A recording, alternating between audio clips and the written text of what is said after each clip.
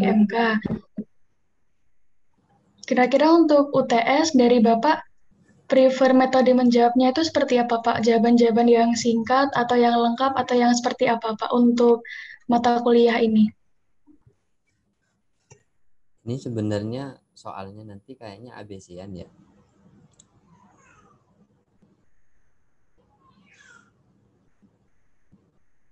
Singkat aja sih sebenarnya.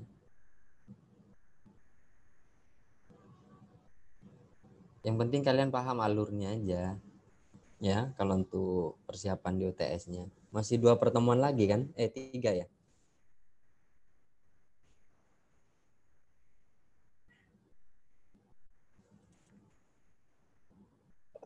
Kemarin udah bahas soal enggak ya kita ya?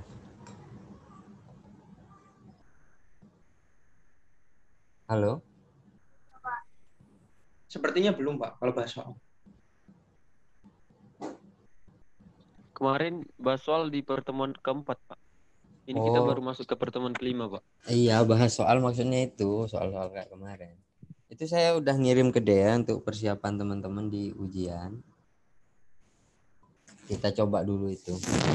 Kalau kesulitan di situ berarti saya turunin gitu. Udah dapat ya? Udah dikirim ke grup, Dea? Sudah, Pak.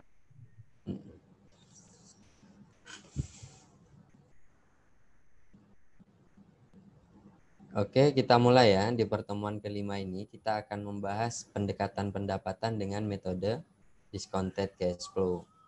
Di mana metode discounted cash flow ini kita udah mempelajari di pertemuan sebelumnya ya. Di pertemuan sebelumnya kita sudah bahas ya. Apa itu discounted cash flow ya, metode-metodenya udah pengenalan. Sekarang tinggal pendalaman bagaimana praktisi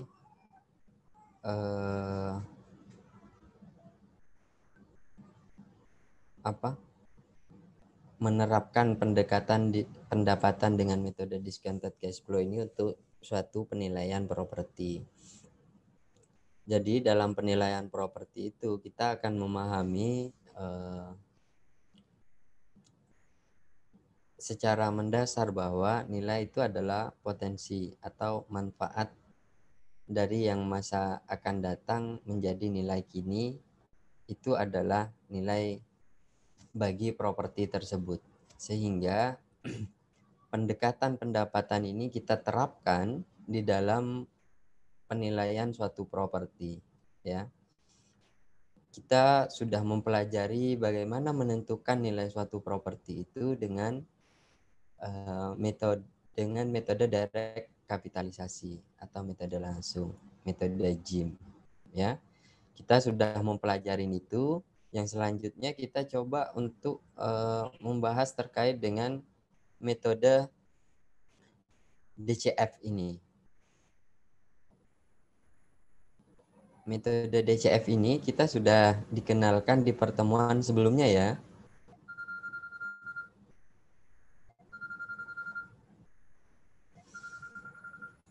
Di pertemuan sebelumnya kita sudah bahas terkait dengan metode DCF ini. Bagaimana metode DCF itu? Metode DCF di sini dapat diilustrasikan bagaimana NOI itu dijadikan nilai kini dan total nilai kini itu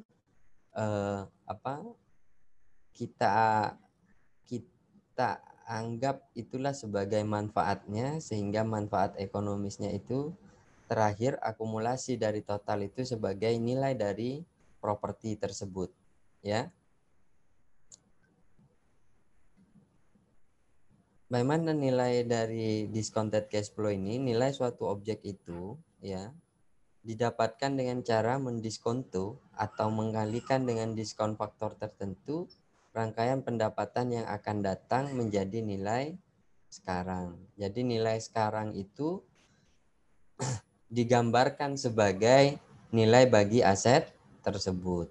Itulah DCF. Maka di dalam DCF ini banyak hal yang harus kalian pahami. Salah satunya bagaimana kita memproyeksi pendapatannya. Bagaimana kita memproyeksi okupansi, ya. Bagaimana kita memproyeksi biaya hingga ia menjadi nilai dari suatu properti tersebut, ya. Maka di dalam analisis DCF ini kita akan mengenal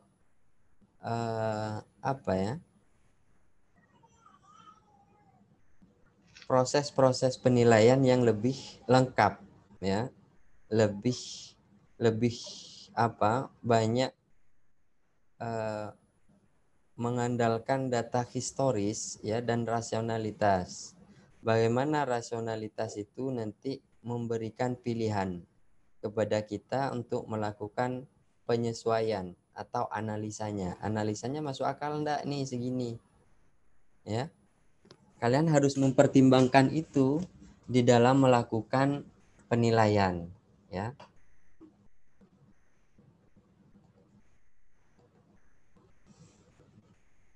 Oke, dalam pertemuan ini kita akan membahas pokok poin terkait dengan konsep DCF, ya, situasi dan kondisinya, langkahnya, cara perhitungannya, dan simulasi soal pembahasan metode discounted cash flow.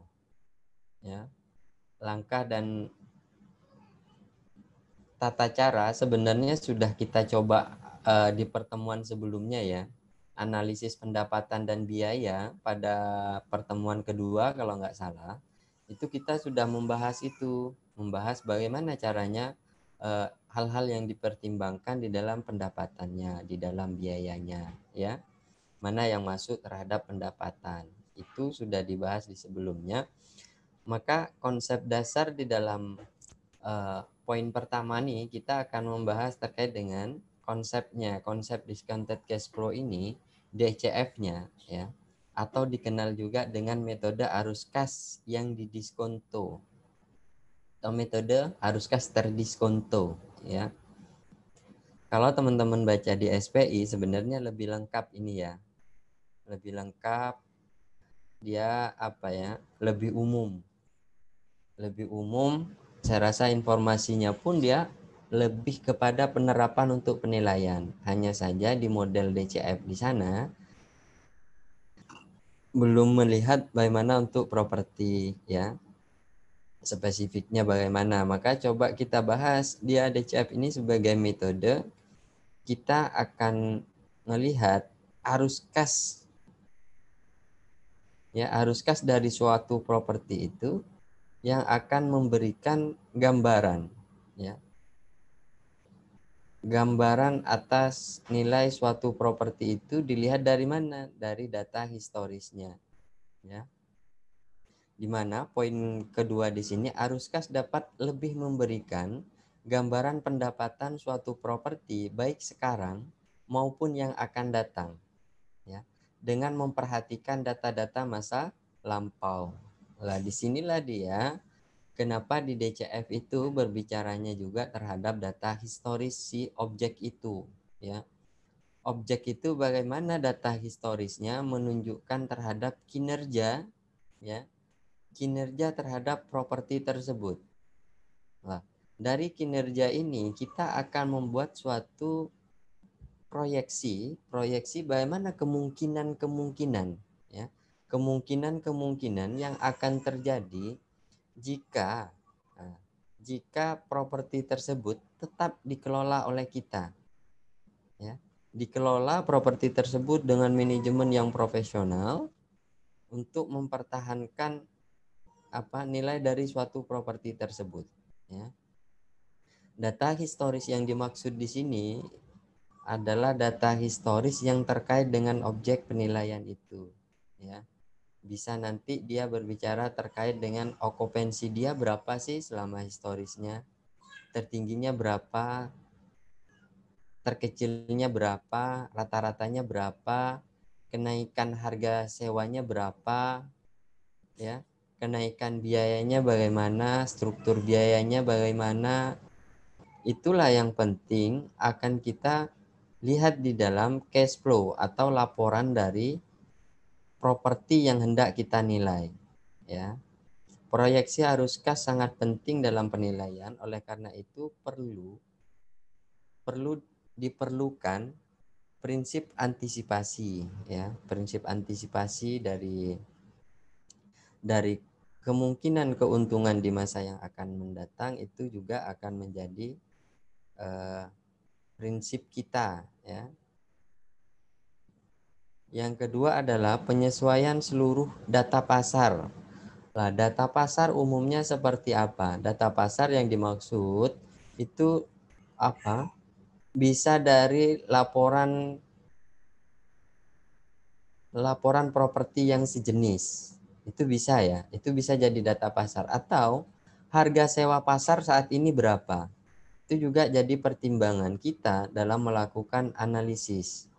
Analisis data pasar yang secara cermat. Cermat di sini kita bisa melihat bagaimana perilaku pasar terhadap properti dimaksud, ya. Seumpama nih kita menilai hotel. Hotel itu kan mudah ya kita cari datanya ya. Tinggal kita lihat data pasar di di e-commerce gitu, kita langsung tahu, oh sewa pasarnya dia itu 1 jutaan. Nah, lantas bagaimana cara kita mencermati data pasar tersebut, ya? Data pasar dimaksud itu kita coba analisa, coba kita buat suatu ukuran hingga dia nanti akurasi atau penyesuaian semuanya kita lakukan itu benar untuk si objek itu, ya. Kalau sewa di pasar 300, objek itu 1 juta, artinya kenapa harus lebih? Itu yang harus kita cermati di dalam melakukan analisa nanti, ya. Konsep kedua adalah yang terakhir, jangka waktu proyeksi yang dapat dianggap memenuhi prediksi, ya. Arus kas umumnya 5 sampai 10 tahun, ya. Jadi di dalam metode discounted cash flow ini dia adalah sifatnya prediksi saja, kemungkinan-kemungkinan yang akan terjadi. Apakah itu suatu kepastian? Tidak juga, bukan merupakan kepastian, ya. Maka di dalam proyeksi itu kita buat seberapa besar data tersebut mampu kita olah dan kita proyeksikan, ya. Jangka waktunya 5 sampai 10 tahun. Kalau 5 tahun dirasa sudah stabil, potong, kita buatkan terminal value-nya. Ketika memang belum, ya kita tetap lanjutkan dulu sampai ketemu pada data stabil dia, ya. Proyeksi stabil dia. Yang kedua, skema penyusunan proyeksi pendapatannya, ya. Skemanya kita ini sebenarnya sudah dibahas di pertemuan sebelumnya ya, proyeksi pendapatan, proyeksi biaya, ya. Kita perlu juga mereview skema pertamanya ini. Kita harus melihat kinerja objek itu. Artinya kalau dari sisi objek ini kita sebut sebagai data apa? Data khusus, ya. Kalau terkait ini itu namanya data khusus. Data khusus itu yang terkait, ya, yang terkait dengan objek penilaian, ya. Data khusus ini biasanya kita terima dari objek itu bagaimana laporan keuangannya, bagaimana laporan historisnya. Kalau yang dari pasar ini kita kadang ada ya. Kadang ada, kadang tidak. Lah, tinggal kita lihat bagaimana pasarnya dia. Segmentasi pasarnya sama enggak dengan objek. Itu perlu diperhatikan juga nanti ketika mereview data pasar di lingkungan yang sejenis dan sebanding itu, ya. Bagaimana kinerja masa lalu dia, itu yang perlu kita review. Growth-nya dia bagaimana, profitabilitas dia bagaimana, ya. Kita juga perlu melihat hal tersebut untuk apa? Untuk nanti menyimpulkan, kesimpulan akhirnya adalah untuk menjadi bahan kita untuk proyeksi, ya. Setelah kita mengetahui data pasarnya semua sudah ada, bisa kita bandingkan, maka kita coba analisa dan penyesuaian. Di dalam analisa dan penyesuaian ini, disinilah dia keikutsertaan seorang penilai, ya. Apa subjektivitas sebagai profesi itu di situ dia.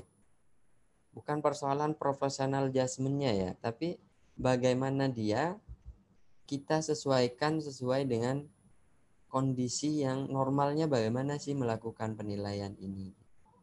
Atas tiap objek itu yang coba kita analisa. Setelah kita analisa, maka kita kembangkan dia menjadi kesimpulan, ya, kesimpulan sebagai asumsi, ya, asumsi dan skenario dalam proyeksinya seperti apa gitu, ya, hingga akan menjadi proyeksi pendapatan untuk si objek. Seperti apa saja sih yang biasanya dipertimbangkan? Biasanya yang dipertimbangkan dalam proyeksi itu pendapatannya. Berapa pendapatan per tahun kita? Seumpama nih, pendapatannya di tahun pertama 300.000 sewanya. Pasar ternyata berapa? 250. Apa perbedaannya ini sama pasar? Selisih 50.000. Coba kita diskusikan dengan pihak manajemen. Kenapa kita lebih mahal dari pasar? Oh gini Pak, karena kita ini fasilitasnya lebih lengkap daripada pasar yang lainnya, daripada pembanding. Biasanya data pembanding di sini, pasar di lingkungan itu, yang menjadi dia itu apa istilahnya? Yang menjadi pembanding kita itu adalah data yang memiliki kriteria yang tidak terlalu jauh dengan objek penilaian. Itu yang akan menjadi data pasar kalian di dalam analisa, ya. Pada saat menganalisa pun kalian tetap harus secara cermat memerhatikan unsur-unsur apa yang penting di dalam pendapatan tersebut, ya. Apa permasalahannya nanti? Kalian sebelum melakukan analisa ini, kalian harus mendapatkan apa namanya profit and loss-nya dari properti tersebut. Untuk apa? Untuk kalian baca ketika wawancara dengan manajemen itu enak, ya. Langkah dalam perhitungan ini yang pertama harus kalian perhatikan adalah langkah dasarnya ya. Tentukan proyeksi arus kas bersihnya. Yang dimaksud arus kas bersih itu adalah NOI-nya ya. Pendapatan bersihnya, tentukan tingkat diskontonya. Ya. Konversi arus kas bersih dengan diskonto sesuai dengan periode waktunya, ya. Kapitalisasi arus kas bersih periode kekal dengan cap rate atau terminal cap rate-nya, ya. Jika dia ada namanya terminal value, konversi arus kas setelah waktu spesifik atau periode kekal dengan faktor diskonto, ya. Pendapatan bersih semua dikalikan dengan diskon tonya atau diskon faktornya dia, ya. Yang tahun 1 dikalikan dengan diskon faktor tahun 1 itu ya. Konversi arus kas setelah waktu spesifik di sini ketika barang tersebut ada pertuiti. Pertuiti artinya ada masa kekal dia, ya. Kalau nggak ada bagaimana, Mas? Kalau nggak ada ya udah kita nggak usah pakai itu, ya. Jumlah arus kas bersih periode kini dengan periode kekal. Berarti dari keseluruhan arus kas bersih yang sudah dijadiin kini, masa kekalnya sudah dijadikan kini, jumlahkan dia hingga menjadi nilai bagi aset tersebut. Ya. Ilustrasinya seperti ini. Ilustrasinya ini apa namanya? Properti yang sifatnya going concern pasti ada pertuitinya. Pertuiti artinya dia memiliki pendapatan yang berkelanjutan, ya. Dia tidak terbatas lah istilahnya, kepemilikan dia tidak terbatas, maka perlu kita analisa dia sebagai properti yang pertuiti, pendapatannya terus menerus gitu kita dapatkan. Sama halnya dengan yang tadi, diakumulasikanlah dia, dari tahun 1, tahun 2, tahun 3, 4, 5, dan periode pertwitinya dijumlahkan menjadi nilai. Ini ilustrasi ya dari pendekatan pendapatan.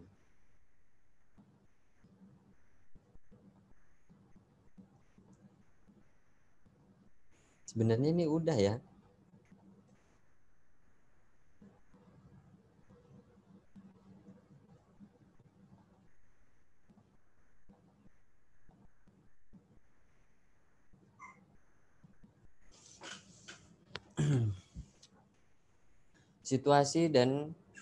Situasi atau kondisi yang mungkin metode discounted cash flow ini dapat tepat digunakan ya.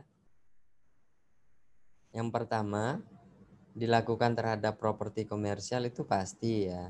Dilakukan pada objek yang proyeksi tingkat pendapatannya tidak stabil selama periode pendapatan tertentu.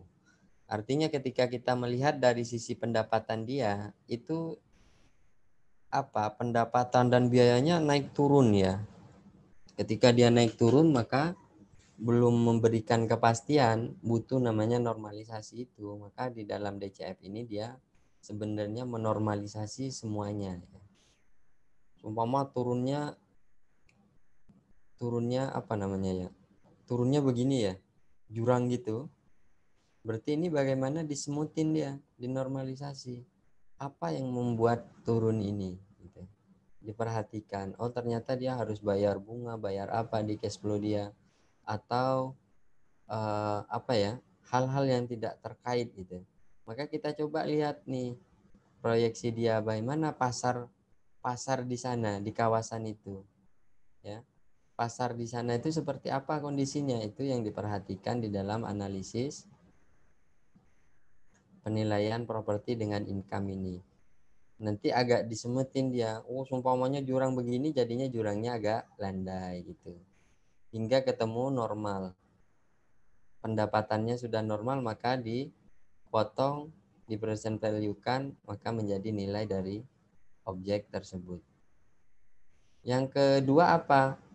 Yang kedua itu harusnya dia properti tersebut menunjukkan HBU-nya, ya. Menunjukkan HBU-nya.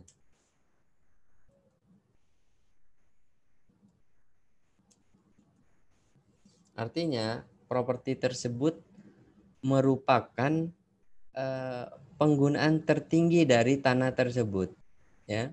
Karena kenapa? Kalau dia tidak HBU, maka dia tidak akan memberikan potensi income yang tertinggi dan terbaik.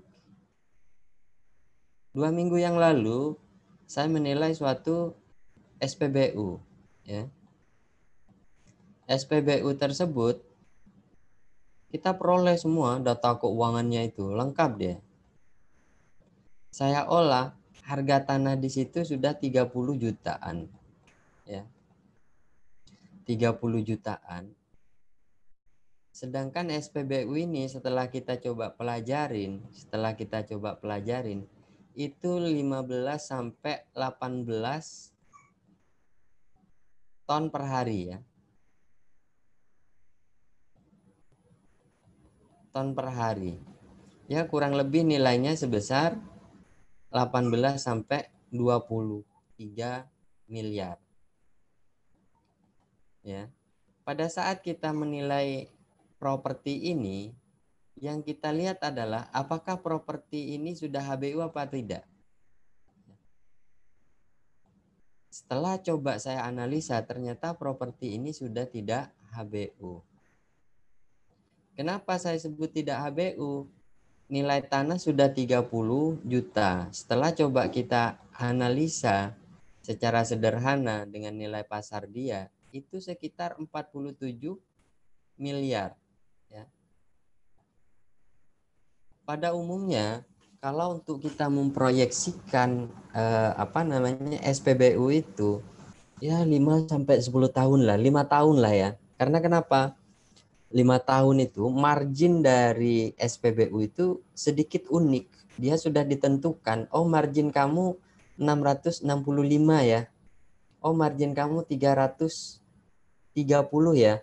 Itu udah ditentukan marginnya. Jadi kita proyeksinya pun jangan terlalu panjang. Karena kenapa? Pendapatan dia sudah sedikit stabil, ya. Tinggal bagaimana proyeksi penjualan akhirnya di situ. Proyeksi penjualan pada saat masa lampau itu perlu diperhatikan. Apa yang harus diperhatikan? Perhatiannya adalah kalau di SPBU dia dapat evaluasi setiap bulan, setiap 3 bulan. Oh, SPBU ini bisa menjual premium atau tidak? Oh, properti ini bisa menjual petralit atau tidak? Oh, properti ini bisa menjual solar atau tidak? Pada umumnya, ketika dia kondisi normal, dia bisa menjual semua. Tapi ada beberapa yang diikat ketika dia sudah mulai pengelolaannya jelek gitu. Maka profit dia turun juga. Pengelolaan yang dikasih ke dia bukan lagi premium itu, tapi bisa jadi dikurangin, ya.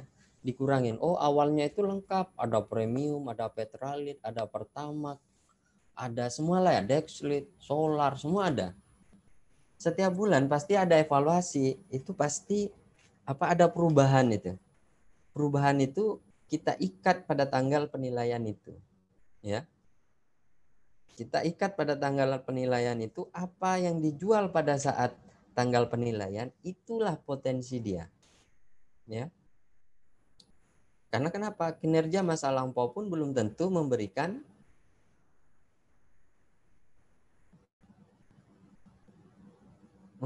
kepastian di jangka panjang bahwa kamu akan menjual ini. Enggak, tapi pada saat tanggal penilaian apa yang dijual, itulah yang menjadi analisis kalian, ya. Oh, SPBU ini menjual petralit aja sama petralit khusus, habis itu solar. Udah itu aja, pertama, ya. Maka itulah yang menjadi proyeksi kita. Setelah saya coba hitung, ternyata HBU-nya ini tidak menunjukkan HBU sebagai SPBU. Karena kenapa? Nilai tertinggi dia itu sekitar 23 M, ya. Dengan nilai investasi sekitar 47, berarti lebih besar nilai investasinya daripada nilai aset dia. Maka penggunaan DCF di sini, kalau dia tidak menunjukkan HBU atas penggunaan tanah tersebut, pasti nilainya akan lebih rendah daripada nilai investasi dia atau dari pendekatan biayanya deh, gitu. Ya, tapi kalau menunjukkan HBU-nya, itu prinsipnya dia pasti akan sebanding, ya, dengan nilai dia. Itulah kenapa HBU itu penting kita pahamin, ya. Coba Dava, apa itu HBU, Dava? Syarat kriterianya apa sih? Tadi intinya itu menunjukkan penggunaan yang paling maksimal dari objek tersebut, Pak. Ada istilahnya, ada 4 kriteria dalam HBU. Salah satunya itu fisik dia visible, ya kan? Legalitas dia diizinkan, secara keuangan layak, ya, memberikan pendapatan yang paling optimal. Prinsip-prinsip HBU itu ketika kita lihat pada suatu properti harus dipertimbangkan itu. Apakah nilainya itu, oh Pak, kita cek dulu proyeksi kita. Kalau kita udah yakin ini, proyeksi yang kita lakukan itu sudah yakin benar, kemungkinan besar jika nilainya lebih rendah daripada nilai investasi dia, berarti dia tidak HBU, ya. Tidak optimal lah, intinya itu. Kalau sudah optimal harusnya dia memberikan nilai tertinggi dan terbaiknya, ya, dari penggunaan tanah di atasnya itu. Oke, ya. Nilai objek diperoleh melalui penjumlahan hasil perkalian, ya, dari proyeksi pendapatan bersedia sebenarnya, ya, dikalikan diskonto hingga menjadi nilai kini, maka itulah nilai bagi objek tersebut. Izin bertanya, Pak. Iya. terkait dengan proyeksi tadi Pak. Ya kan tadi proyeksi ke depannya itu diperkirakan lebih baiknya itu 5 sampai 10 tahun ya Pak. Nah, Mm-mm. terkait dengan untuk memperoleh nilai dari eh, kinerja dari perusahaan tersebut atau data khususnya itu biasanya kita sebagai penilai itu memperoleh data 5 sampai 10 tahun ke belakang juga atau ada cukup 5 Kriteria tahun ke khususnya. belakang. Ada kriteria tulisnya nggak Pak? Terima Mm-mm. kasih Pak. Oke, terima kasih atas pertanyaannya, Mas Arnold. Jadi, di dalam melakukan perhitungan dan analisa di DCF ini ada kriteria sederhananya, ya. Salah satunya di sini analisis pendapatan arus kas dari data historis sekurang-kurangnya selama 3 tahun, ya. Baru dikatakan dia normal. Kita punya data historis 3 tahun, itu berarti normal kita cara membaca data historis dia, ya. Bagaimana kalau kita mau melihat data historis kinerja hotel umpamanya yang dibangun di tahun 2019, ya. 19, 20, 21 kita nilai hari ini atau tahun depan deh. Itu kan pasti baru buka, enggak mungkin langsung 80% kan? 60 ya? 60 lah, 60% okupansinya. Ya, atau 40 deh. 40% pada tahun pertama, ya, tahun 1. Tahun 2 tiba-tiba ada Covid nih. Turun sampai 15%. 2020 naik tapi sedikit, paling 30%, ya. Bagaimana dengan data historis yang seperti ini? Ketika kita menerima, dia memenuhi secara syarat. Oh, 3 tahun kita sudah punya nih data historis dia gitu, ya. Tiba-tiba dia disuruh menilai pada tahun depan di bulan Januari. Dia menilai historisnya begini, 40, 15, 30%, ya.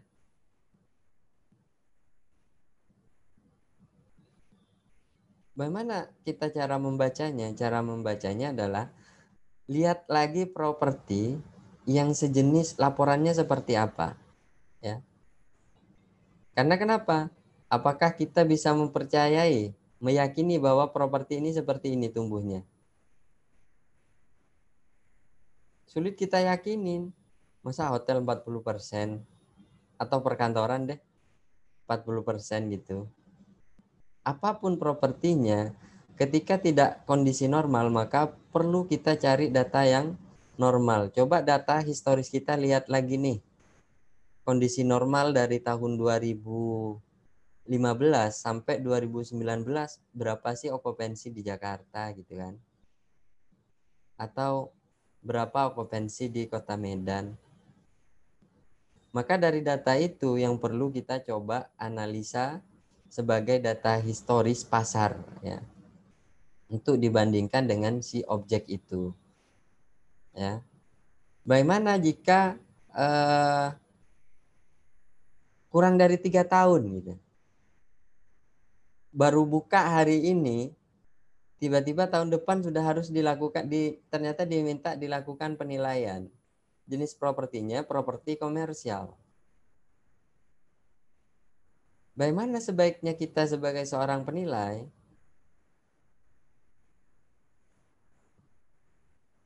Ayo, bagaimana sebaiknya kita seorang penilai ketika Dengan data, pendekatan Dengan biaya, pendekat Pak. oh sama ini saya ingat ini. bisa juga mungkin Pak dengan data pasar Pak. Melihat data di Nah, pasar Pak. kalau ada properti yang sejenis dan sebanding. Kalau memang tidak ada, berarti alternatifnya kita gunakan pendekatan biaya, ya. Pendekatan biaya, kalau seumpama data objek ini apa? Tidak HBU seumpamanya, ya. Atau data dia ternyata nilainya rendah kalau dari pendekatan biaya. karena banyak unsur yang belum dipertimbangkan sama dia.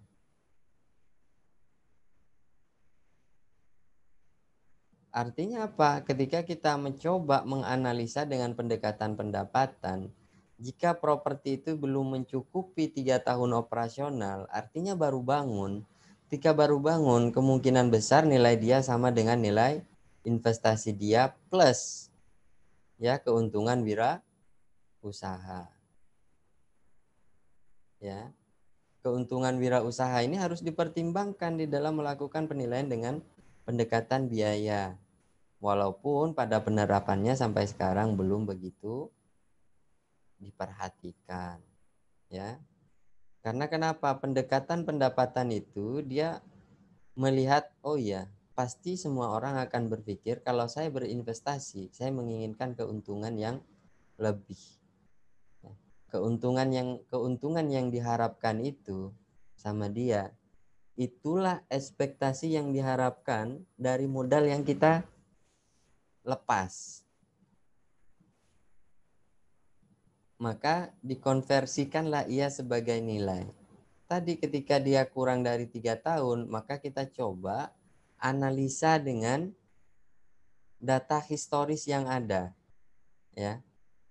Perilaku umumnya yang biasanya kalau saya atau kalau teman-teman penilai publik lainnya akan melihat perilaku umumnya untuk jenis properti itu seperti apa. Ya. Kalau perilaku umumnya dia ada apa namanya ya, okupansi, harga, semua dia di atas pasar atau di bawah pasar, maka dinormalkanlah dia di tahun kedua mengikuti pasar kalau saya. Karena kenapa? Nilai yang mau kita opinikan adalah nilai pasar. Ya.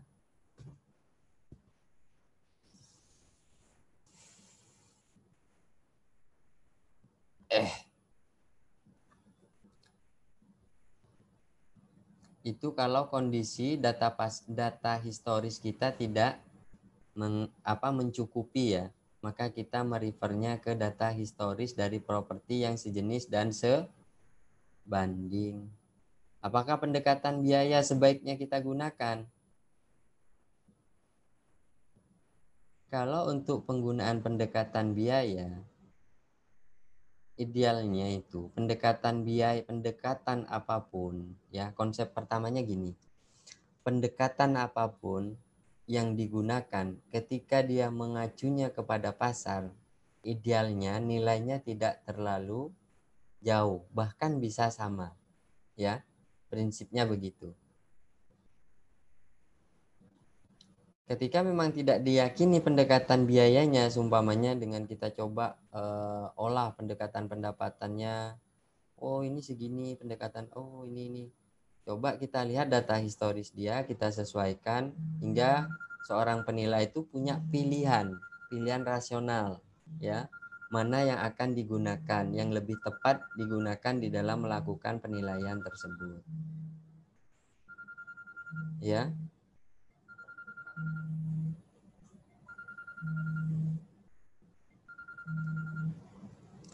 Oke. Untuk untuk jenis properti komersial memang idealnya kita punya data historisnya ya, dari properti apapun itu ya. Kalau coba kalian pelajarin properti apapun yang kalian punya nantinya, itu jadi catatan kalian. Sumpama kalian pernah menilai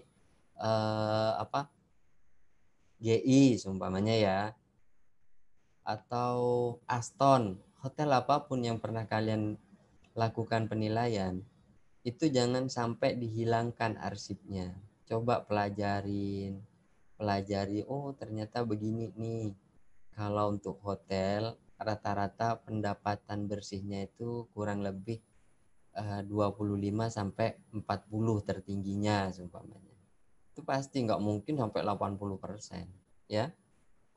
Itu akan menjadi keterampilan kalian dalam mengolah data atau menjadi pengalaman kalian dalam membaca laporan historis dari suatu hotel.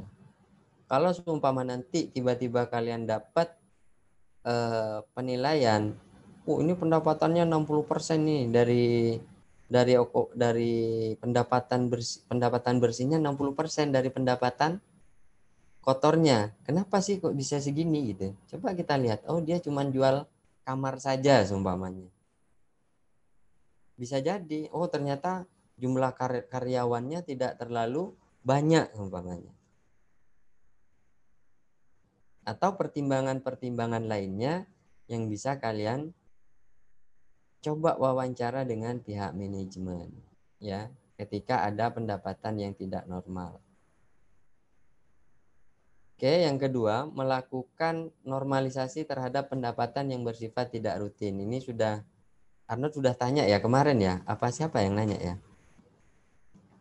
Sebenarnya ini kelanjutan saja ya, bahwa pendapatan yang tidak rutin apa yang menurut kita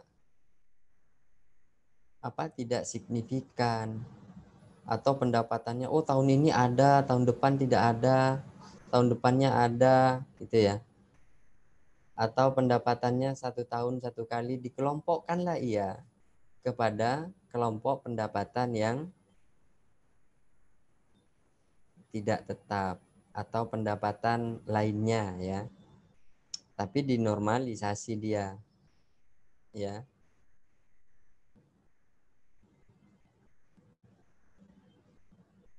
Melakukan penyesuaian atas laporan keuangannya. Ini kalau melakukan penyesuaian ini artinya setelah kita membaca PNL dia, kita coba sesuaikan seperti apa kondisi keuangan dia ketika kita baca ya. Apakah sudah rasional enggak di antara pendapatan dan biayanya, hubungannya seperti apa ya. Coba kita analisa tersebut. Sehingga nanti di dalam proyeksi atau asumsi dalam memprediksi kalian nilai suatu properti itu sudah ada landasannya ya. Biasanya kalau untuk penilaian itu asumsinya gini.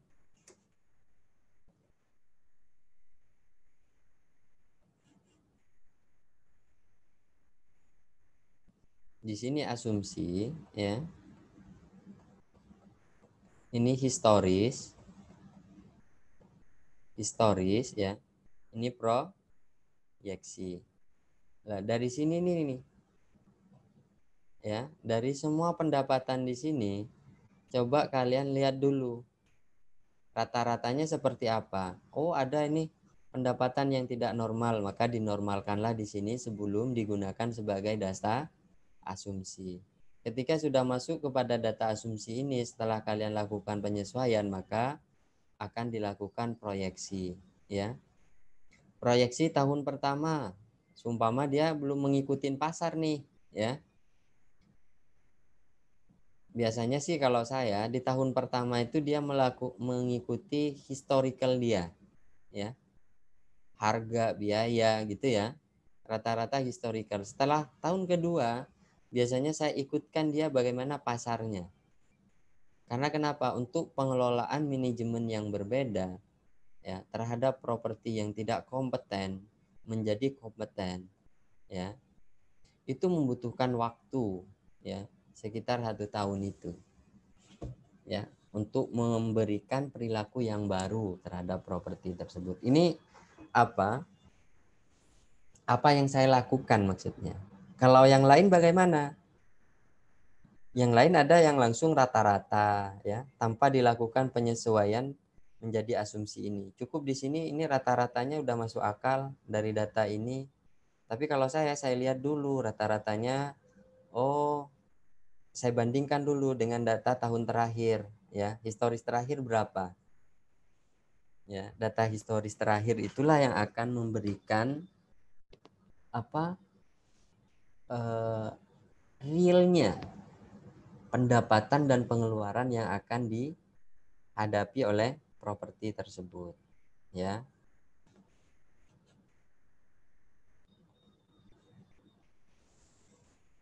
Oke, membuat analisis proyeksi pendapatan dengan memperhatikan satu, kondisi pasar properti yang sejenis tadi.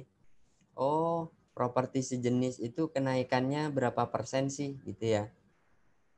harus kalian pertimbangkan ya.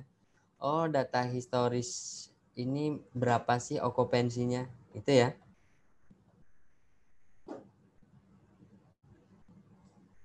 Oh, data historis ini service charge-nya naik berapa persen sih? Apakah ada komitmen lain? Gitu. Biasanya untuk mengetahui data historis ini, kalian harus mewawancarai ya. Harus wawancara kepada siapa? Kepada pihak manajemen ya. Manajemen pengelola dari aset tersebut. Pak, saya mau kontrak office-nya ini selama 5 tahun gitu ya. Berapa kenaikannya, Pak? Gitu. Ya, untuk memastikan bahwa setiap tahun itu ada kenaikan, atau untuk memastikan bahwa properti bagaimana tetangga sebelah melakukan pengelolaan terhadap properti yang sejenis dan sebanding itu ya. Habis itu kita nanya, Pak, berapa persen okupansinya saat ini? Tapi nanyanya bukan begitu, ketahuan kalian kalau penilai ya, tapi langsung memberikan justifikasi. Pak, ini bagus ya propertinya, okupansinya 60%-an ya Pak ya, gitu kan. Kok tahu Pak? Iya, saya lihat itu plakat di depan itu banyak sekali PT yang di sini. Langsunglah cerita dia, iya Pak, 80% sebenarnya di sini Pak, gitu kan. Lantai 1 itu 90% Pak, hampir 100%. Lantai 2 itu 90. Kita cuman di lantai 16 ini Pak, yang okupansinya 60, ada yang 55 gitu kan. Itu adalah trik kalian sebagai seorang penilai untuk mengetahui berapa okupansinya ya. Kalau ke mall pun seperti itu.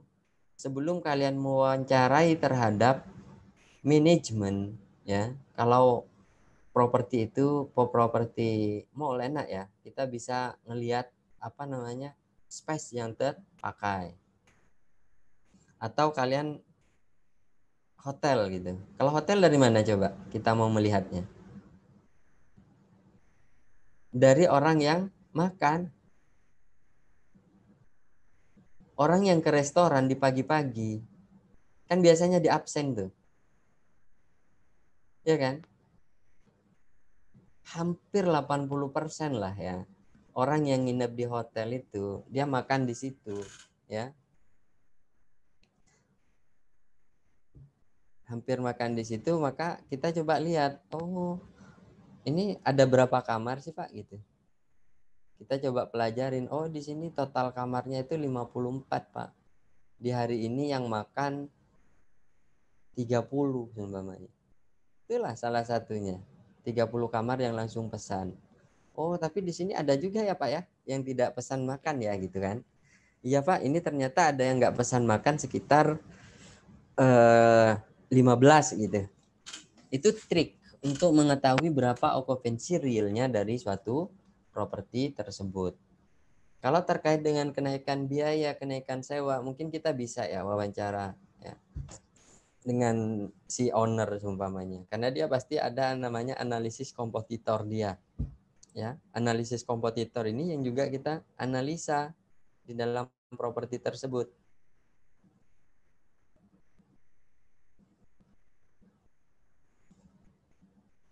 Ya, di dalam melakukan analisa itu, kita tidak hanya didasarkan pada tren data historis dari properti dimaksud, properti objek. Artinya apa?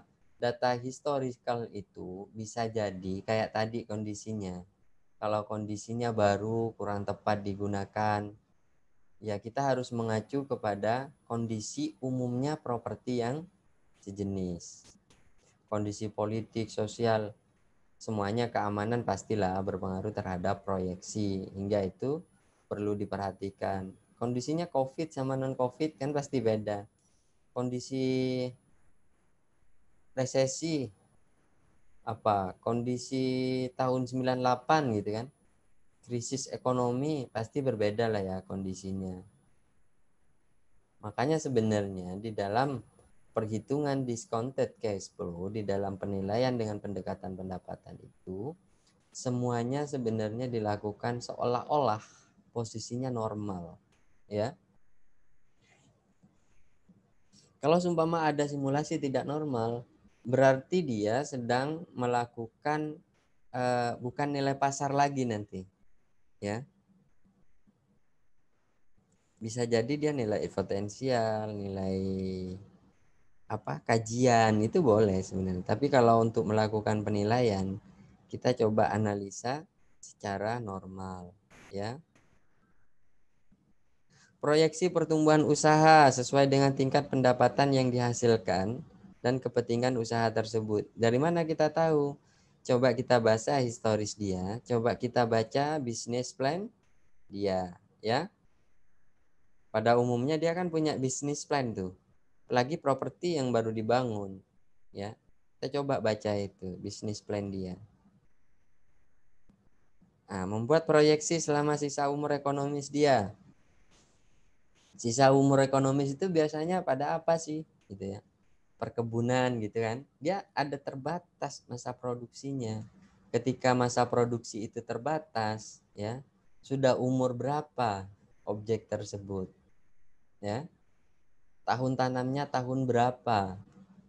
Dari tahun tanam itu kita tahu umur tanaman ini sudah menghasilkan berapa tahun, sampai berapa tahun dia akan menghasilkan uang, sampai tahu berapa tahun dia masih produksi. Itu juga menjadi data pertimbangan kalian di dalam cash flow tersebut. Oh, umur hukumnya, seumpama dia ada masa berlakunya kontraktual kayak BOT gitu ya. Kalau BOT begitu kan ada keterbatasan karena perjanjian dia. Maka ya sesuai dengan masa perjanjian tersebut. Ya, sesuai kontrak dia. Sampai tahun berapa dia akan menghasilkan manfaat ekonomis bagi dia gitu. Itulah nilai dia, ya. Biasanya sih kalau BOT nilai bagi lesi dan nilai bagi lesor di akhir, ya. Apabila terdapat, ya, umur ekonomis tak terhingga, artinya pertuiti selama masa beroperasinya aset tersebut itu miliknya kalian, maka itu bisa kita gunakan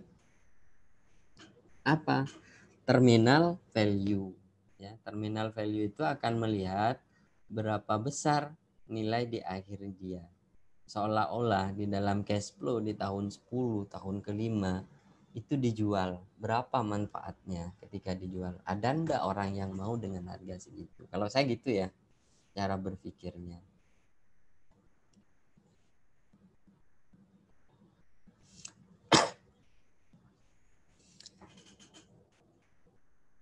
Membuat proyeksi pendapatan dengan cara mengalihkan, ya, jumlah hasil produksi terhadap proyeksi harga, jumlah hasil produksi. Ini artinya apa? Kalau langkah ini sebenarnya kan langkah yang tadi ya. Proyeksi harga jual, ya. Hasil produksi dapat dilakukan untuk jangka waktu tertentu dan tahun selama diperhitungkan tetap, ya.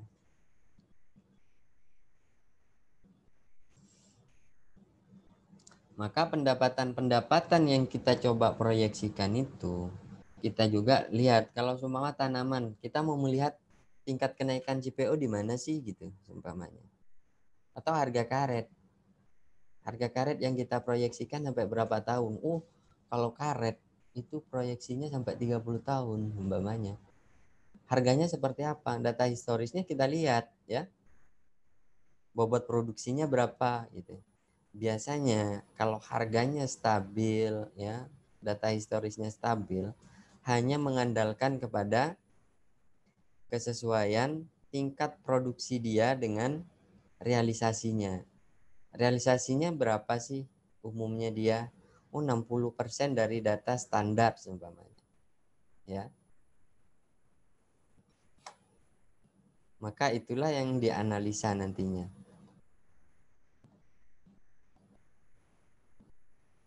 Langkah yang kedua, pendapatan kotor dikurangi dengan tingkat kekosongan, ya. Umumnya ini kan sudah sih sebenarnya ya. Pendapatan lainnya dari operasional tersebut, ya. Setelah dikurangi dengan frekuensi, maka dia menjadi pendapatan kotor efektif. Ya. Setelah menjadi pendapatan kotor efektif, maka dikurangin dia dengan apa? Dengan biaya operasional dia. Biaya operasional dia ada yang variabel, ada yang tetap, tergantung kepada objek tersebut. Biaya cadangan pengganti, begitu pula dia, ya. Ada biaya cadangan pengganti, ada manajemen fee dan lainnya. Hingga ketemu apa? Hingga ketemu namanya pendapatan bersih, ya. Maka setelah ketemu pendapatan bersih, ketemulah kita cari diskontonya. Diskonto, setelah diskonto menjadikan dia diskon faktor. Setelah diskon faktor dikalikan dia dengan pendapatan bersihnya, di total ditambah ketika memang ada terminal value-nya, ditambah dengan terminal value, maka menjadilah nilai bagi properti tersebut, ya. Di sini ada pertanyaan. Halo. Halo. Arnold mana sudah? Izin bertanya, Pak. Mana? Terkait dengan proyeksi umur ekonomi sini, Pak. Iya. Jika misalkan ada perusahaan yang menggunakan alat tertentu yang dimana ini berhubungan dengan kegiatan operasinya, Pak. Itu nanti jika perusahaan tersebut menggunakan satu alat tersebut, ternyata umur ekonomisnya itu 5 tahun. Tetapi di tahun ke-6 itu diperkirakan juga akan menghasilkan pendapatan gitu, Pak. Apakah di sini kita perhitungkan juga atau di proses penilaiannya hanya dipakai 5 tahun, Pak? Bagaimana ya, Pak? Kan kadang ada mesin yang tetap digunakan perusahaan tersebut walaupun sudah melewati umur ekonomi gitu. Terima kasih, Pak. Oke. Yang lain?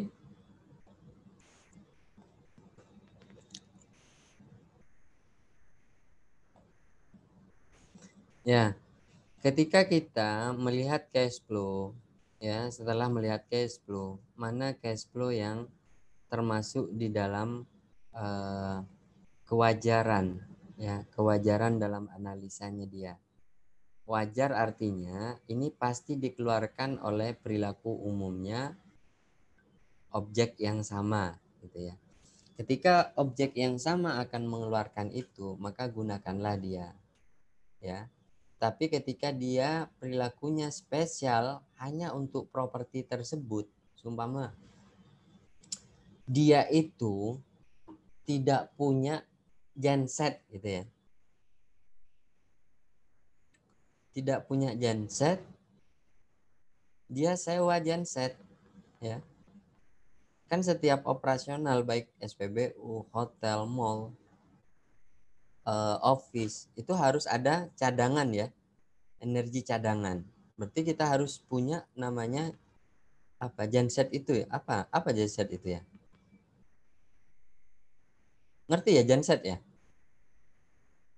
Tahu Pak, yang buat listrik itu kan Pak, menghasilkan Iya, listrik itu, untuk menghasilkan listrik itu. Kita coba lihat itu, ya, di dalam data historis dia ternyata dia enggak dia hitung sebagai sewa, ya. Kalau dia sebagai sewa, umumnya properti lainnya bagaimana? Apakah dia mengeluarkan sebagai sewa atau sebagai aset tetap dia, ya?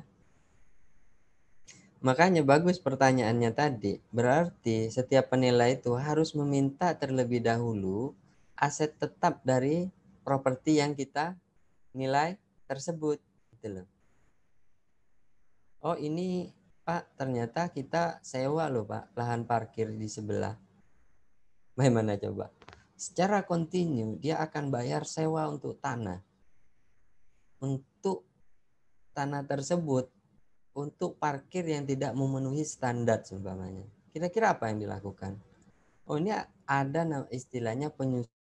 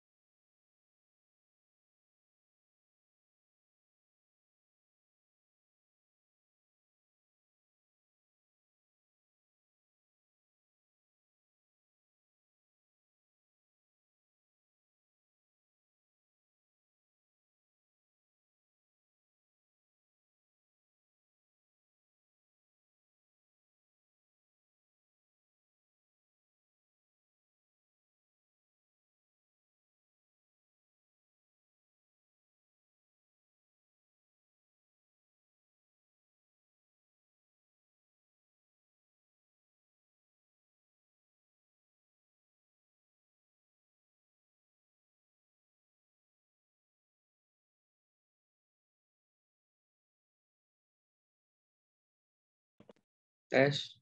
Oh.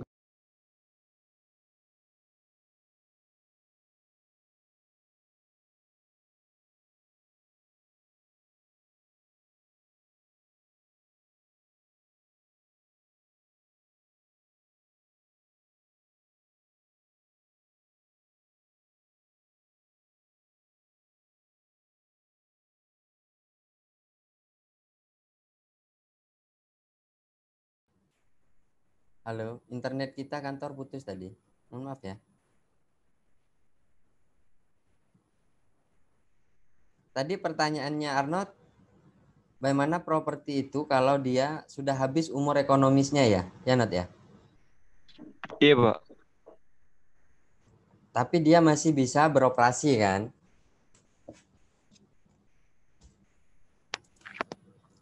Makanya Iya, di Pak. dalam melakukan penilaian itu yang kita lihat bukan umur ekonomisnya, ya. Bisa jadi umur ekonomi suatu mesin itu sudah habis, tapi masih bisa beroperasi ya dengan baik kondisi. Makanya yang hendak kita nilai itu adalah kondisi pada saat tanggal penilaian itu. Maka dia masih tetap nilainya. Cuman lihat apakah ada penyusutan eksternalnya, apakah ada penyusutan fungsinya. Mungkin secara fisik dia tidak ada, kayak apa namanya, mesin di mall gitu, mesin di perkantoran. Itu kan nggak dihidupkan setiap hari. Paling cuman kontrol 1 bulan 1 kali. Kalau ada mati baru segera dihidupkan. Bagaimana dengan umur ekonomis dia, seumpamanya? Makanya tadi saya katakan, lihatlah aktual dari properti yang kita nilai itu. Ketika memang dia properti, personal properti yang berkontribusi terhadap aset tersebut, kita juga harus pastikan. Jangan ikutin umur ekonomis dia secara akuntansi sudah habis, tapi kondisi fisiknya masih 80%. Ya udah, kita catatkan kondisi pada saat kita melakukan penilaian. Jika memang ada beban lainnya, ya, beban-beban lainnya yang apa namanya, yang perlu disewa, maka pertanyakan dia kepada pihak manajemen. Kenapa harus menyewa ini? Idealnya kan nggak harus, gitu kan? Ya, kenapa dibebankan menjadi beban sewa gitu? Kan mengurangi nilai dia, ya enggak? Sumpama peralatan dan perlengkapannya dia sewa gitu.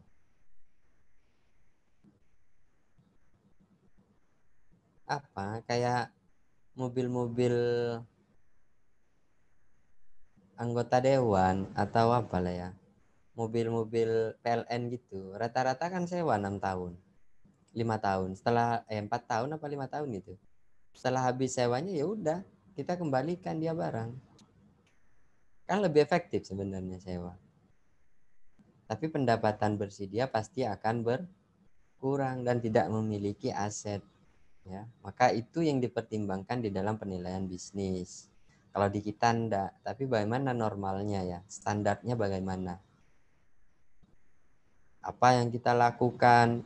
Sama kayak penilaian kebun, di kebun pun ada keterbatasan tuh. Bagaimana kalau seumpama peralatan mesinnya semua dari pihak ketiga, berbagi resiko kita gitu. Maka kita perlu mempertimbangkan bagaimana aset tersebut jika punya kita ya. Oh, berapa sewanya dia untuk pengelolaan satu kebun, nanti ketemu biaya sewa per hektar, biasanya itu digunakan untuk mengekstraksi ya, mengekstrak nilai-nilai aset dia berapa. Oke, itu kalau analisis common sense ini biasanya kita gunakan secara sederhana saja ya. Teknik analisanya di dalam membaca laporan keuangan, sebenarnya kalau kita bukan membaca laporan keuangan secara utuh seperti penilai bisnis, itu tidak, tapi kita lebih membaca kepada PNL dia, laporan laba rugi tok ya, konsentrasi di situ. Kita nggak sampai kepada proporsi modal dia berapa, biaya investasi dia berapa gitu, enggak kita ya. Kita hanya kepada proses laba dan rugi saja. laporannya. Common sense-nya seperti apa, time series-nya, forecast, cara memforecast-nya seperti apa, rasio. Biasanya rasio ini yang dibandingkan rasio vertikal dan horizontalnya. Kita lebih konsentrasi di sini ya. Common sense ya.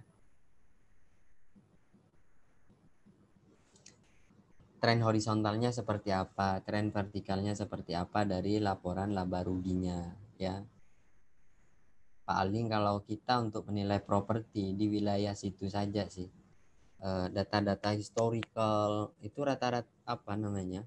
Umumnya di penilai properti itu di rata-rata. Kalau saya setelah di rata-rata itu disesuaikan dengan data terakhirnya. Biasanya gitu. Oh, data terakhir ini bisa disumpama nih ya.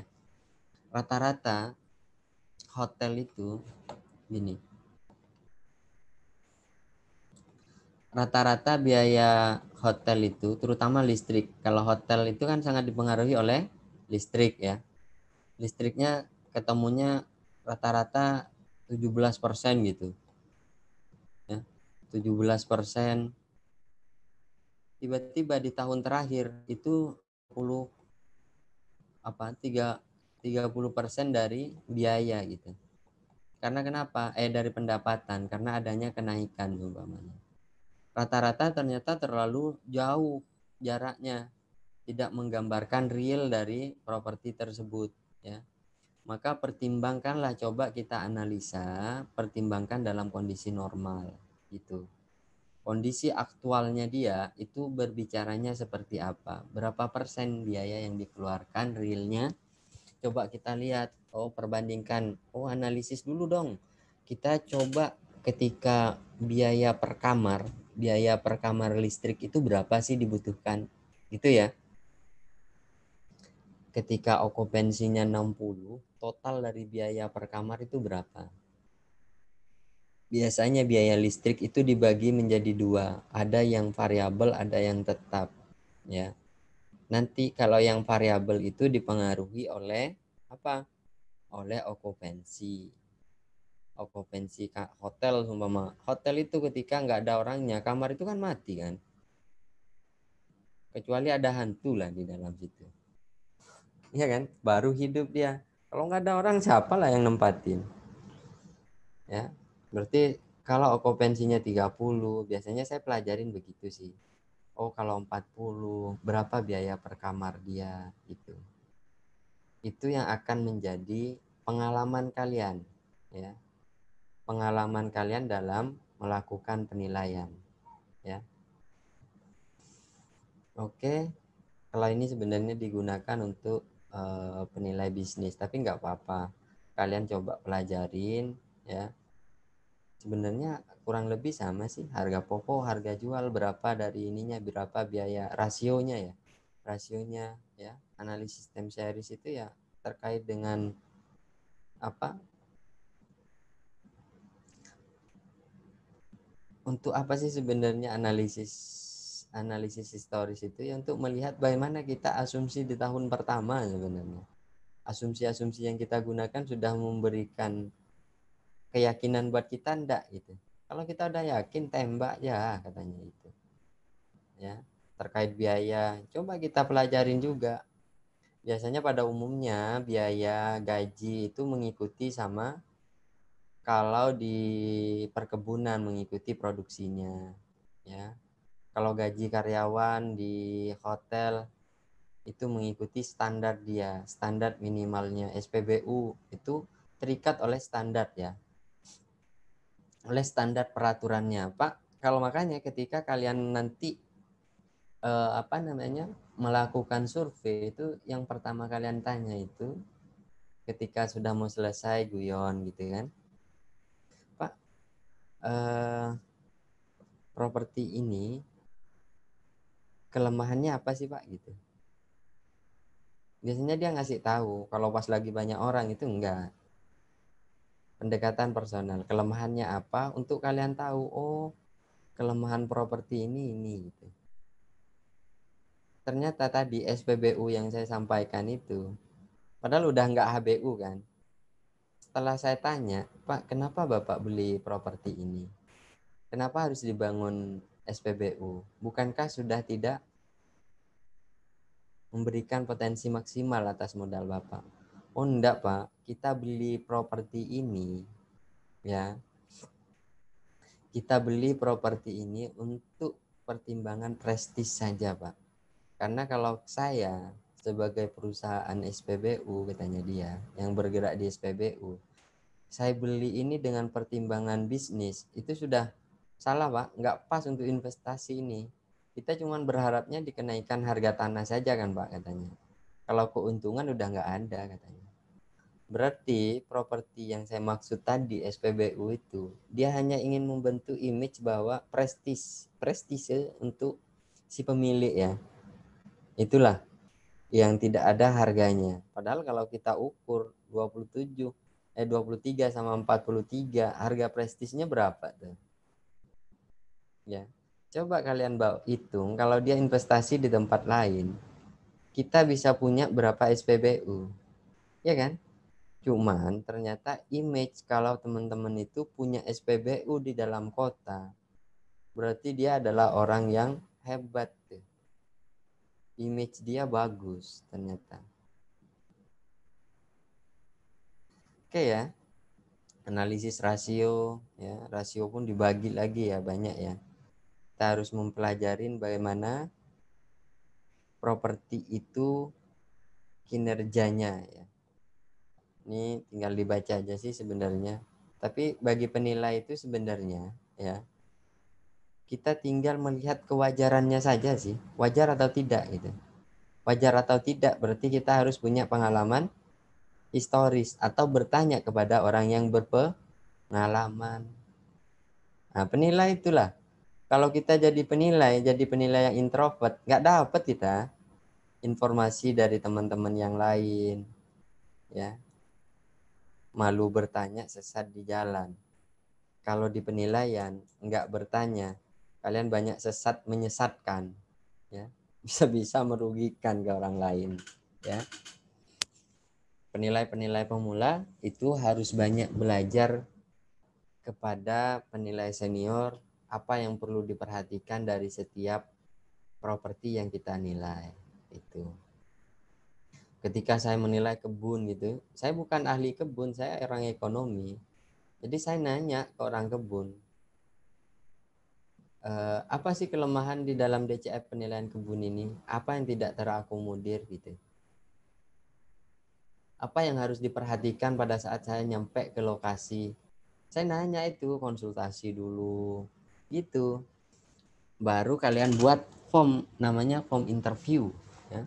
Form interview ini pokok gagasannya adalah apa yang perlu saya tanyakan, informasi apa yang perlu saya tanyakan kepada pihak manajemen. Itu harus kalian punya tuh. Yang pertama kepada pihak manajemen, yang kedua kepada siapa? Nanti pendamping pada saat di lapangan. Oh, produksi tertinggi untuk aset kebun ini di mana sih gitu kan? Yang terjelek di mana? Yang rata-rata standar mana gitu? Per tahun tanam atau per blok? Ini banyak orang Sumatera kan? Nah, unsur-unsur itu banyak dipertimbangkan ya. Kalau ini nggak terlalu di dalam pendekatan pendapatan itu. Izin Ya. bertanya, Pak. Oh iya, tuh kaget aku. Maaf, Pak. Tadi yang Bapak sampaikan mengenai kelemahan dari metode discounted cash flow ini buat perkebunan, katakanlah Pak. Nah, misalkan kita ambil secara umumnya untuk kelemahannya kan kita selalu menggunakan banyak proyeksi ya Pak di metode ini. Jadi pasti ada kemungkinan sulit melakukan proyeksi dengan tepat gitu Pak. Dan pasti juga ini berkaitan erat dengan adanya resiko terjadinya perubahan. Kira-kira untuk mengantisipasi hal-hal seperti ini atau meminimalisir gitu Pak, risikonya itu seperti apa ya Pak? Meminimalisir perbedaan perbedaan proyeksi dan faktanya nanti kan. Iya Pak. Biasanya sih kalau saya untuk menghindarin itu, kita lihat bisnis plan dia. Ya, kalau kita pakai income nih, kita lihat bisnis plan dia. Realisasinya dari bisnis plan itu berapa persen? Ya. Pak, bisnis plan pertama proyek ini berjalan berapaan? Mana sih saya minta gitu. Biasanya kita lihatlah itu. Kalau hotel pun begitu, ada proyeksi dulu, baru realisasi, baru aktual, gitu ya. Nah dari situ kita akan tahu berapa persen sih dari proyeksi realisasi dia. Nah, kita ambil jalur tengah dari situ. Tinggal kita lihat dia ini dikelola secara benar tidak gitu. Ya. Kalau sudah optimal dia HBU, harusnya dia bagus angkanya.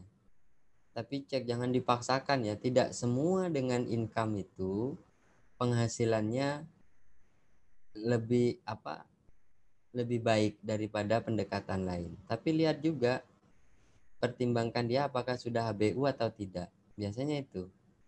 Ya. Setiap properti yang sudah tidak memenuhi HBU-nya pasti dia akan lebih rendah. Gitu. Cara meyakinin sesuatu yang yang proyek yang sifatnya proyeksi atau prediksi, maka kita lihat data historis dia. Coba kita kaji dia, data historis itu yang terutama hubungan antara okupansi dia, ya. Kita lihat gaji historis dia berapa. Kalau seumpama untuk gaji ya, untuk biaya-biaya ya. Kita coba cek dia datanya bagaimana, kenaikan historisnya bagaimana gitu. Itu yang perlu diperhatikan. Enggak semua biaya itu mengikuti inflasi. Ya.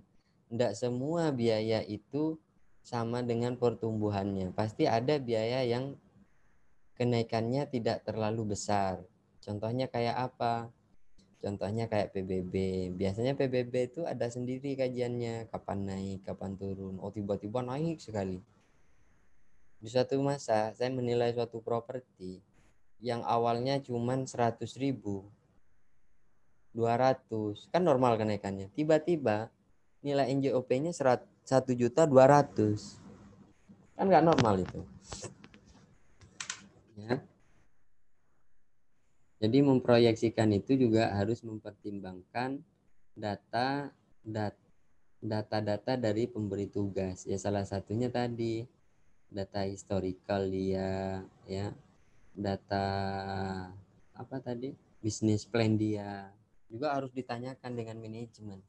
Target realisasi dari bisnis plan-nya berapa, Pak? Itu. Ya. Karena kenapa? Manajemen properti itu, manajer properti itu dia harus mempertahankan nilai dari properti tersebut. Kalau bisa nilai properti tersebut naik, ya, itu tujuan utamanya dia, menjaga nilai dari suatu properti.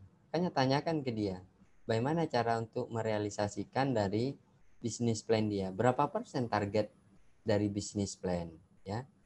Kalau kalian menilai dengan pendekatan income ini, kalian harus sedikit cerewet bertanya kepada manajemen, ya. Bukan cerewet nanya hal yang konyol ya. Nanti tiba-tiba nanya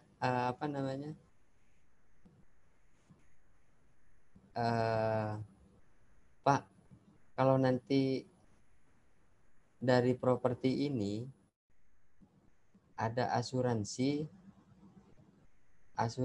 itu tetap ya Pak ya gitu. Atau apa ya yang konyol itu kayak nanya pertanyaannya itu tidak terkait dengan properti tersebut ya.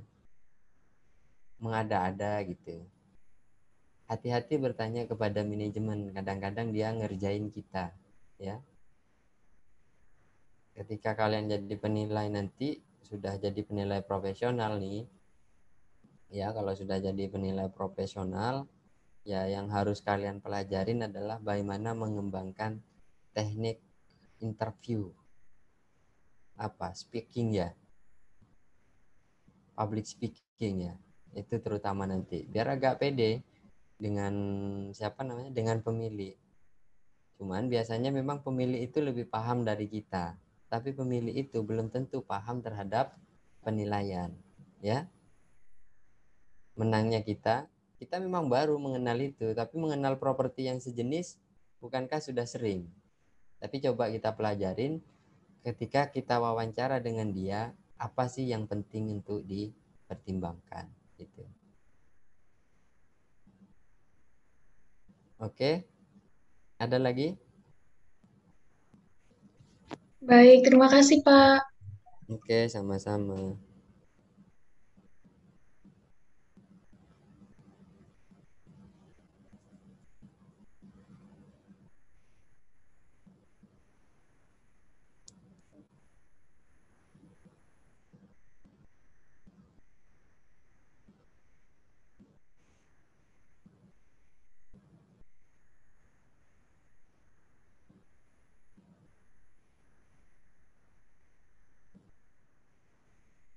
Halo. Halo Pak, dilanjut dulu mungkin Pak. Oke.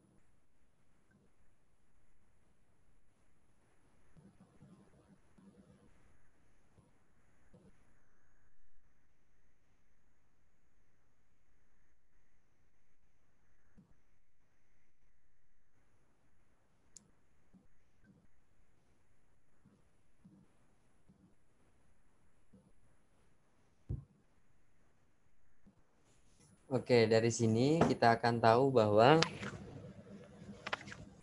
hal-hal yang perlu diperhatikan di dalam melakukan penilaian tersebut. Ya, sebenarnya menilai itu sederhana aja. Kalau sudah dapat data lengkap, kita tinggal olah, kita tinggal wawancara, ya. Wawancara selesai, udah, tinggal kita opinikan nilainya.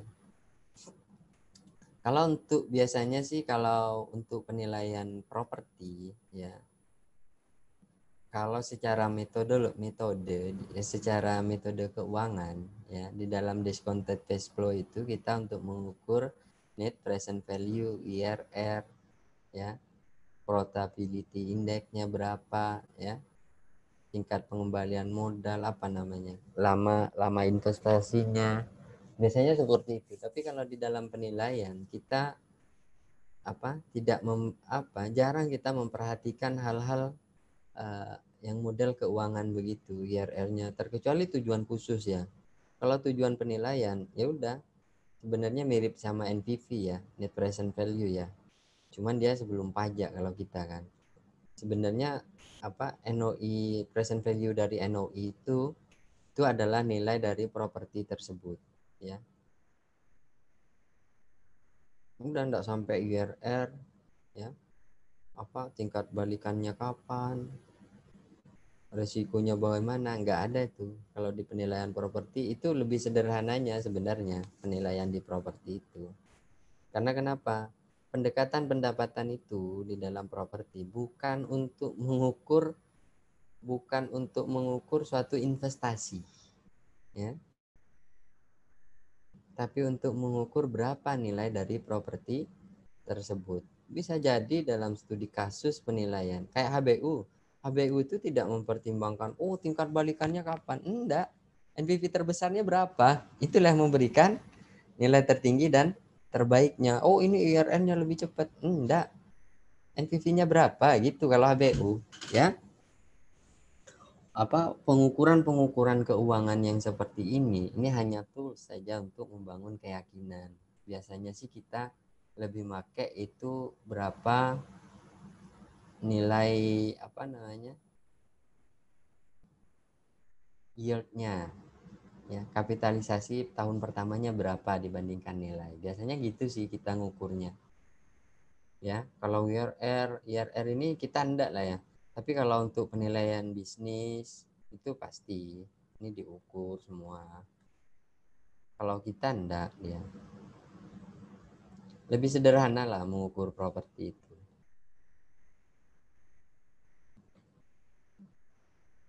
Ini ada yang mau nyoba ngerjain? Ini ya, nilainya udah kita coba. Saya sudah buka Excel-nya.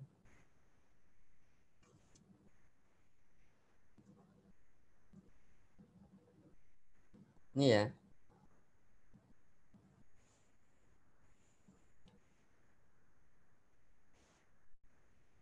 Kalau tingkat kapitalisasinya semakin kecil, nilai properti itu semakin tinggi apa semakin rendah?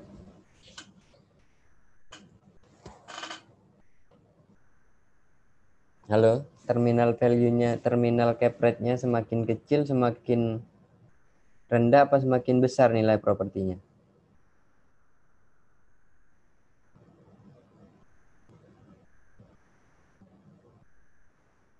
Ayo, coba Pak Is dulu. Ya, Pak. Mm-mm. Kalau terminal value-nya semakin kecil, nilai properti tersebut semakin besar apa semakin kecil? Makin kecil, Pak.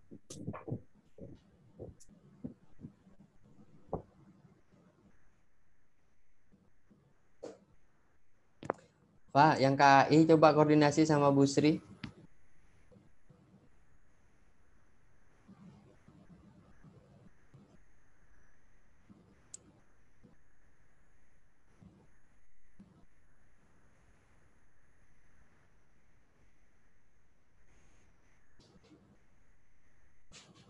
Halo.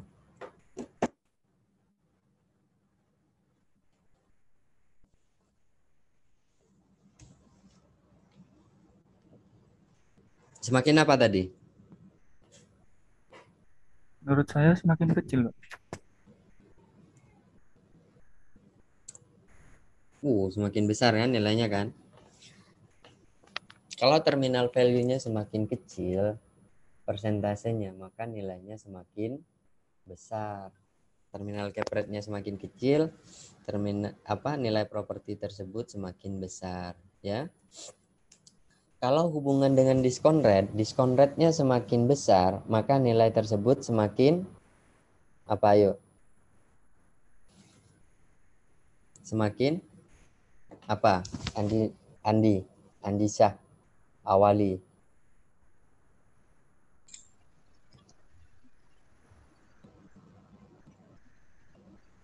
Ayo. Semakin besar, Pak. Diskon rate semakin besar, nilainya pun semakin besar katanya Andi.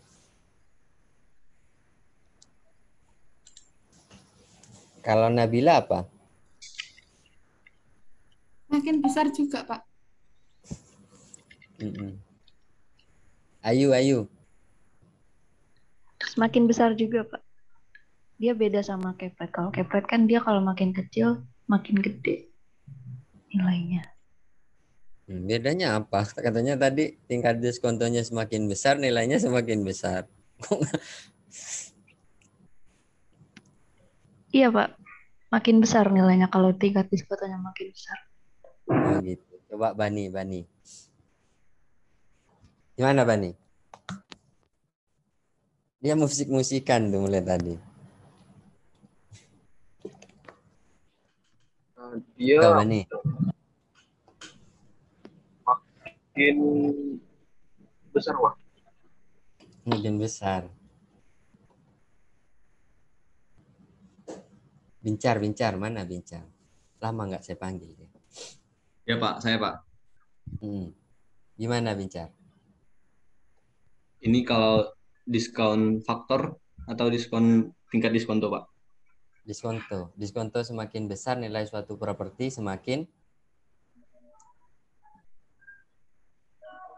kalau di sini karena dia jadi pembagi berarti semakin kecil Pak. Semakin kecil kan? Oke, itulah dia. Nih coba lihat. Semakin besar diskontonya, maka semakin kecil nilai suatu properti. Ya kan? Tadi berapa? 57. Ketika diskontonya jadi 16, nilainya berapa? 53, ya. Tapi kalau di terminal value atau terminal cap rate semakin besar, maka nilainya semakin kecil. Dia kebalikannya, ya. Antara terminal value dan terminal cap rate, ya. Kalau semakin kecil dia, semakin besar nilai suatu properti. Makanya di kondisi saat ini pada saat diskon rate-nya besar, pada saat diskon rate dan biaya bunga lainnya yang terkait penentuan biaya diskon rate untuk nilai suatu diskon rate semakin kecil, berarti nilai suatu properti itu semakin naik. Disitulah antara hubungan diskon rate dan nilai properti tidak ketemu. Ya, pada saat COVID, sebelum COVID, ya, sebelum COVID, diskon rate-nya 14. Ya. Pada saat COVID, diskon rate-nya jadi 12. Semakin berisiko, kenapa? Diskon rate-nya semakin kecil. Harusnya semakin besar. Ya enggak? Inilah yang sedang dianalisa. Harusnya di sini ada specific risk. Ya. Specific risk yang dimaksud adalah yang menggambarkan resiko COVID itu. Ya. Kalau kita pakai metode apapun itu, ya, terutama pakai metode WACC, metode WACC memang tidak tepat digunakan untuk penilaian properti.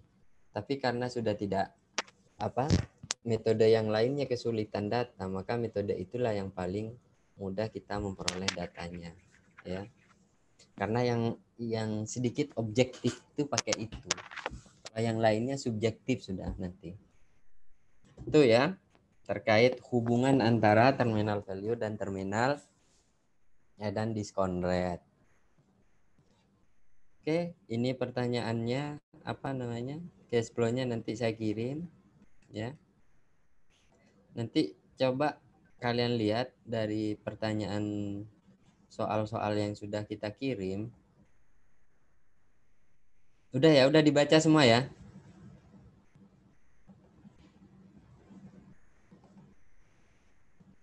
Halo.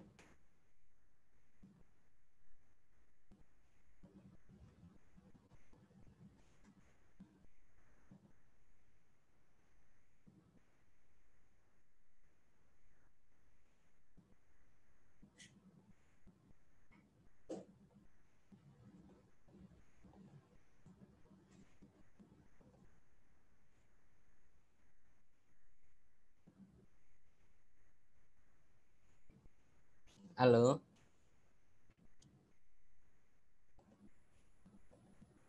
Oke, ini sebenarnya sih ini sih yang penting ini. Kalian kalau udah ngerti ini, ngertilah semua nanti di penilaian. Ya. Penilaian selanjutnya itu terkait dengan HBU. Kalau ini sebenarnya nggak ada hubungan dengan penilaian, ya cuman ada hubungan dengan matematika keuangan aja. Ya. Tapi untuk penilaian secara teknis hampir tidak kita gunakan. Ya. Tapi nggak apa-apa buat kalian belajar. Kalian udah tahu kan sebenarnya untuk menentukan diskon rate, diskonto. Udah bisa kan? Ngitung ini kan, diskonto ini kan. Diskon faktor. Halo. Ini ya, cara mengubah diskon rate menjadi diskon faktor. Udah bisa kan? Halo. Halo. Halo Pak. Iya Pak, itu ada rumusnya soalnya Pak di sebelah Iya, kirinya. pakai rumus kan, persamaan matematikanya kan, ini kan. Per tahun. Bagaimana kalau sininya berubah gitu. Ya. Nanti saya kasih soal yang mudah-mudah lah kalau ujian. Pak, Mudah nanti bisa dibagi Excel-nya nggak, Pak? Ya, nanti saya bagi ini. Baik, Pak. Terima kasih, Pak. Oke. Ada yang mau ditanyakan lagi? Kalau memang nggak ada, kita coba ini dulu ya. Kalian ngerjain soal yang saya kirim itu, kita bahas di minggu depan ya. Oke. Sekarang sampai jam berapa sih? Sampai jam 1 Pak seharusnya. Iya. Saya harus sholat, harus ini juga. Kan nggak apa-apa ya? Sebelum selesai memang harus sampai jam 1 ini. Enggak kan? Nggak apa-apa Pak, minimal 1 jam apa 2 jam gitu Pak. Nggak apa-apa, Kita Pak. udah Minimal masuk 1 ini. jam. 1 jam minimal. Oh, 1 jam ngajar ya? Iya, Pak. Minimalnya 1 jam. Nggak ada yang mau magang tadi Jakarta, anak-anak. Jauh, Pak, dari sini, Pak. Iya, Jauh Pak, ya. jauh. Jauh, Pak. Kampus kalian di mana sebenarnya? Tangerang, Bintaro, Pak, Pak. Bintaro. Di Bintaro. Bintaro ya. Iya, jauh ya. Sekarang Harusnya kan ada yang online, Pak. magang lah. Hah? Iya, online Sekarang ya. online Kalian juga, Pak. pulang semua berarti ini? Pulang, Pak. Iya, Pak, pulang. Kalian harus magang biar langsung ngerti penilaian. Ada Magang kakak ke tingkat JPP kalian itu? bisa, Kak. Bisa kan? Kakak tingkat kalian itu magang terus. Namanya Andi kalau nggak salah. Magang di KJPP ini, belajar KJPP ini. Karena nanti ada kalian itu kalau setelah lulus ya, kalau diangkat sebagai penilai, itu kalian akan dapat SK namanya SK sebagai penilai pemerintah.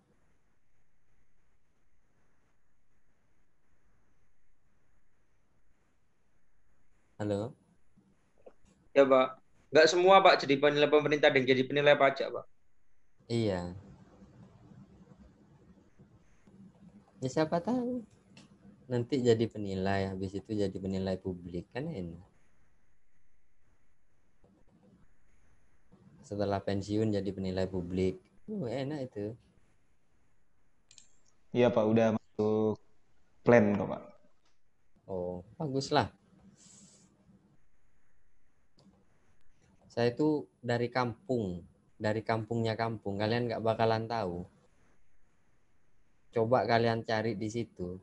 Nama kampung saya itu Pulau Keramaian. Ya. Pulau Keramaian itu jarak dari kota aja. Saya hidup mau ke kota itu sekitar butuh waktu 20 jam untuk sampai. Ya.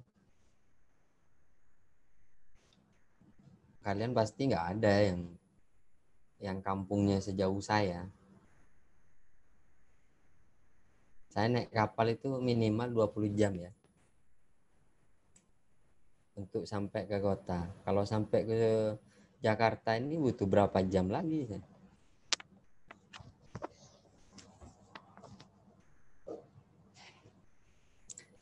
Oke, itu ya. Saya harap kalian sih butuh magang sih untuk apa namanya? Untuk mendalami dari sisi penilaiannya ya. Bagaimana menilai. Tapi kalau kalian kan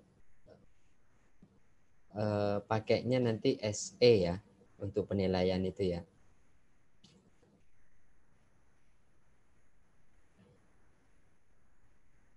Kalau untuk meningkatkan pemahaman dan pengalaman, silahkan ke KJPP. Biasanya sih kalau orang-orang P2PK gitu ya, yang pengawas kita itu magangnya di KJPP Rengganis, di KJPP Oki, KJPP besar lah, yang apa namanya ya, yang case-nya banyak, ya. Kalau saya paling ya di pembebasan lahan, belajar di pembebasan lahan aja. Oke, terima kasih ya atas kesempatannya karena enggak sampai ini. Materinya sudah.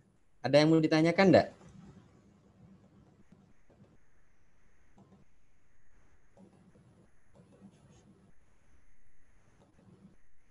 Ini ya, yang kataku tadi itu real kan?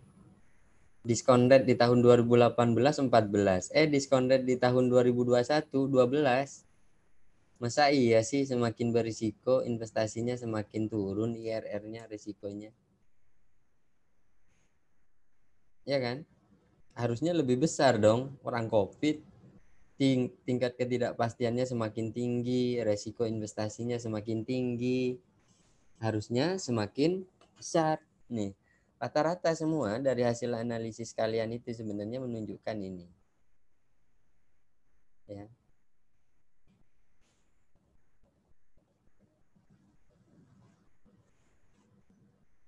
Kok bisa ya gitu? Berarti ada kebijakan pemerintah yang mempengaruhi hal tersebut. Ya. IRR-nya pun semakin rendah. Tapi kalau untuk kenapa nilai aset semakin tinggi gitu? Harusnya nilai asetnya pun semakin berisiko, IRR-nya untuk aset pun semakin tinggi. Itu idealnya ya. Ini kalau kritiknya si siapa namanya, butuh specific risk di sini. Satu ditambahin lagi nih, specific risk-nya harus digunain ya untuk kasus-kasus tertentu. Oke, terima kasih. Ada pertanyaan enggak?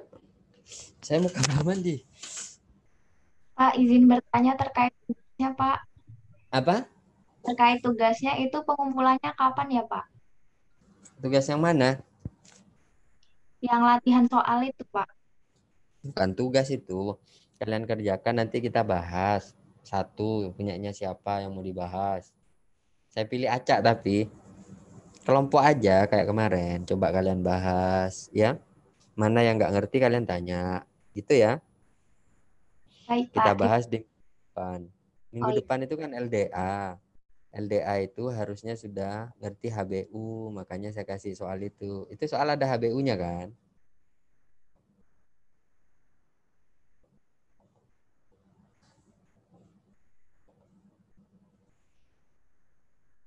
Bagaimana KDB, KLB gitu kan.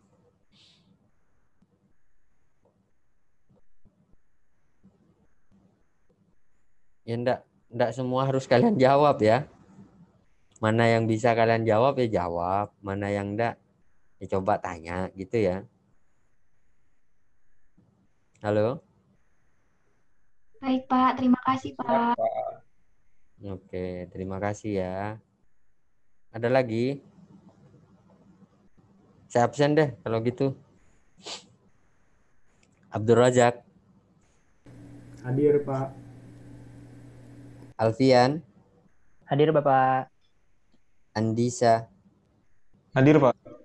Angga, Hadir, Pak. Anissa, Hadir, Pak. Arnold, Hadir, Pak. Ayu, Hadir, Pak. Bani, Hadir, Pak. Bincar, Hadir, Pak. Cahyo, Hadir, Pak.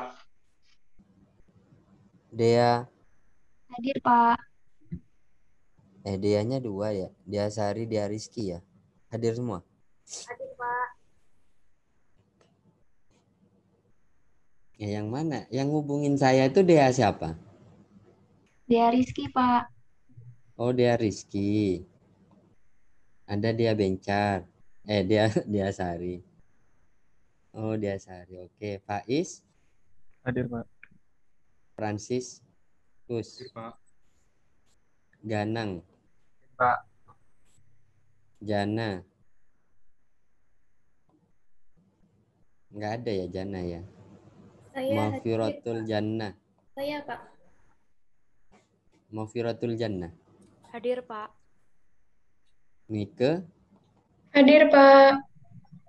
Muhammad Hafid, Hadir, Pak. Asrof, Hadir, Pak. Dava, Hadir, Pak. Taufik, Hadir, Pak. Fida, Nabila, Hadir, Pak. Rizka, Hadir, Pak. Wesley. Hadir, Pak. Wesley nggak tampak ini seharian ini. Ini, Tidur Pak. kau ya? Enggak, Pak. Memang lightning-nya gelap, Pak. Saya on cam terus kok, Pak. Iya, tak ada suara lah seharian kau. Yakub. Hadir, Pak. Oke, hadir semua ya teman-teman ya.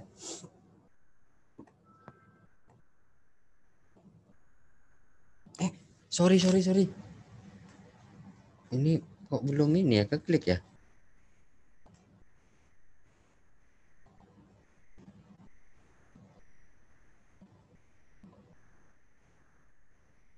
Ini absen semua? Udah ya?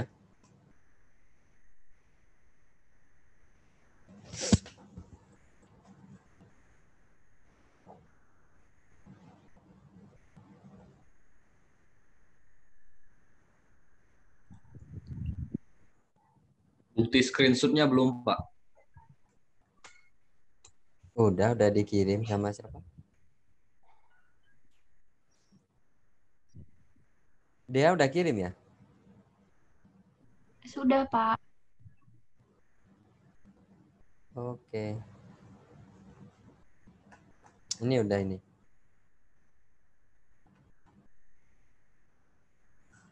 Oke, mungkin itu ya yang dapat saya sampaikan.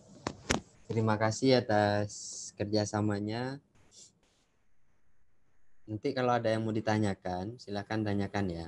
Pak, gimana ini gitu. Kalau mau diskusi lanjut, oke gitu ya. Tapi coba kerjakan dulu ya nanti ya. Kesulitannya apa, nanti dikasih tahu aja. Oke? Oke, Pak. Oke, terima kasih semuanya. Semoga